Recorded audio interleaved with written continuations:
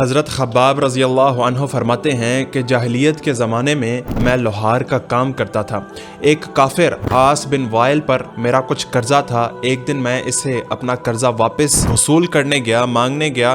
اس نے مجھے یہ جواب دیا کہ جب تک تم محمد رسول اللہ صلی اللہ علیہ وسلم کو چھوڑ نہیں دیتے یا ان کا انکار نہیں کر دیتے تب تک میں تمہارا قرضہ واپس نہیں کروں گا۔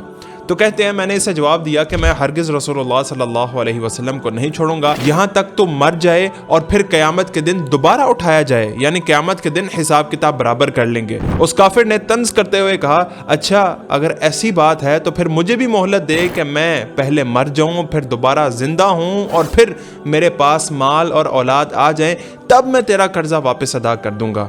یہ سن کر اللہ سبحانہ و تعالیٰ نے یہ آیت نازل فرمائی جس کا ترجمہ ہے کہ بھلا تم نے اس شخص کو دیکھا ہے جو ہماری آیتوں کا انکار کرتا ہے اور کہتا ہے کہ مرنے کے بعد مجھے مال اور اولاد ضرور دی جائیں گی؟ کیا اس کے پاس غیب کی کوئی خبر ہے یا اس نے اللہ کے ہاں سے کوئی وعدہ لے رکھا ہے؟ یہ واقعہ اس بات کو ظاہر کرتا ہے کہ ابتدائی دنوں میں مسلمانوں پر کس قدر سخت اذیتیں اور مشکلات آئیں۔ ایک کافر نے نبی کریم صلی اللہ علیہ وسلم سے دوری کو قرض واپسی کی شرط بنا دی تھی۔ حضرت خباب رضی اللہ عنہ نے ایمان پر ڈٹے رہنا ہی پسند کیا، چاہے ان کا قرض ہی کیوں نہ ضائع ہو جائے۔